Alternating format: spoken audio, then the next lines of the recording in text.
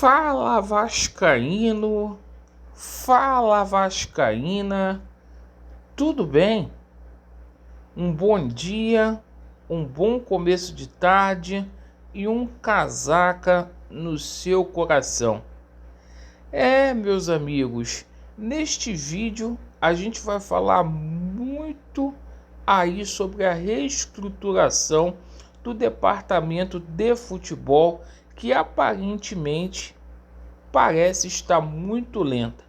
A gente vai falar aí sobre um assunto que surgiu ontem, de uma possível troca entre Vasco da Gama e Cruzeiro, envolvendo aí atacante.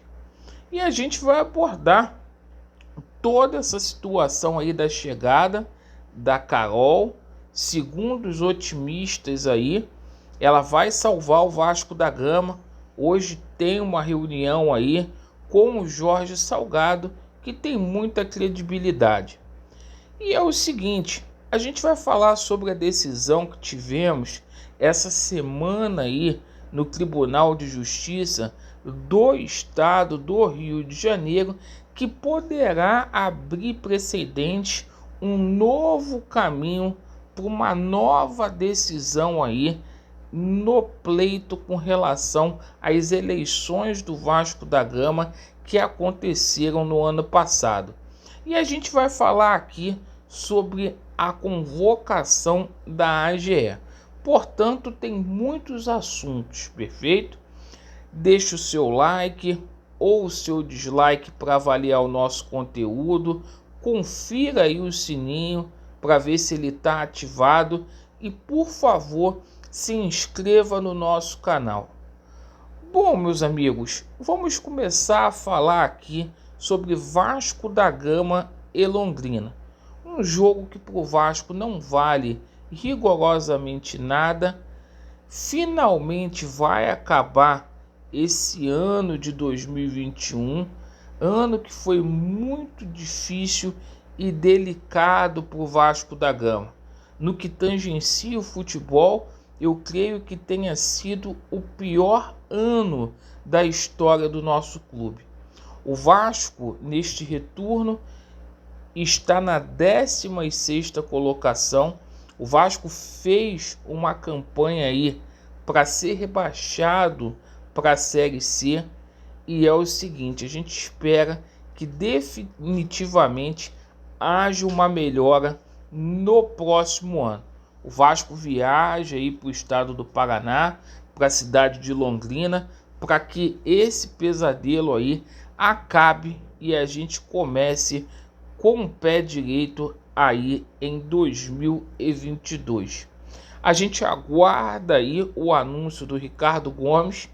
Está marcada uma nova reunião aí com Jorge Salgado, onde será sacramentada toda essa negociação. O Anderson Barros deve chegar no Vasco da Gama aí após a Libertadores das Américas, e estamos aguardando aí o desfecho do executivo para o Vasco da Gama anunciar o seu treinador, que poderá ser o Mano Menezes ou Dorival Júnior. Dois nomes aí bastante cogitados.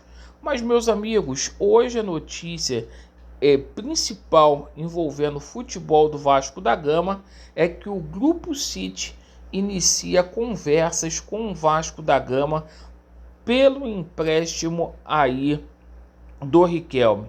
Quem faz essa negociação é o Carlos Leite, que está fazendo este trâmite.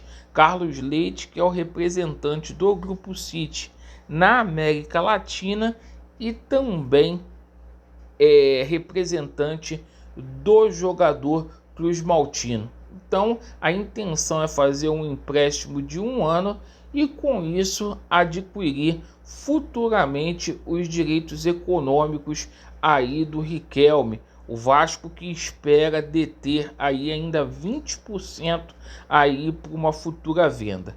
Bom, meus amigos, com relação a esse assunto que surgiu ontem, Cano vai para o Cruzeiro, o Marcelo Moreno chegando no Vasco da Gama, Ontem teve esse papo aí e eu vou combinar uma coisa aqui com vocês. Se o Vasco trocar o Cano pelo Marcelo Moreno, aí é o final do mundo. O Vasco da Gama, que infelizmente está perdendo aí o Germancano aí para clubes de pouca expressão nesse momento. Se falou de Ceará, de Cruzeiro, e isso mostra aí a fragilidade do Vasco da Gama no cenário nacional. Bom, meus amigos, hoje chega a salvadora da pátria, né? Com ela deve vir uma mala aí cheia de grana aí, principalmente para ajudar os funcionários do Vasco da Gama. Hoje a Carol faz a reunião aí com o Jorge Salgado e vamos ver do que vai se tratar, como que vai ficar as coisas daqui para frente. A gente aguarda aí o noticiário aí, os portas-vozes aí, a assessoria da Carol aqui no YouTube para passar tudo de primeira aqui pra gente. Mas falando sobre um assunto que tem total relevância, essa situação da AGE, pessoal.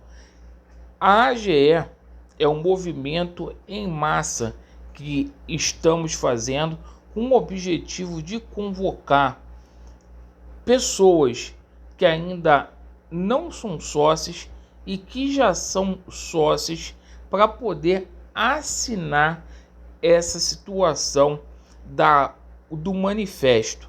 Então a gente vai fazer um mutirão lá em São Januário, no sábado às 9 horas da manhã, e a gente tende no sábado chegar, se Deus quiser, a 50% do total dessas assinaturas. Lembrando que a gente precisa aí de entre 2.500 a 3.000 assinaturas. Então eu peço a você que tem condições de ser sócio, que está aqui no Rio de Janeiro, para comparecer lá em São Januário para deixar a sua assinatura.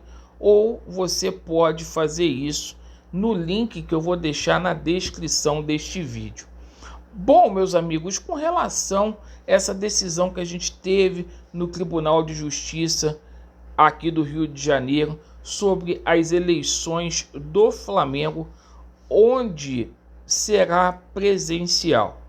Com certeza isso vai abrir precedentes aí, jurisprudências, para que essa decisão que foi dada em primeira instância aqui no Tribunal de Justiça do Rio de Janeiro seja revertida nos próximos meses, quando esse processo chegar lá no STJ.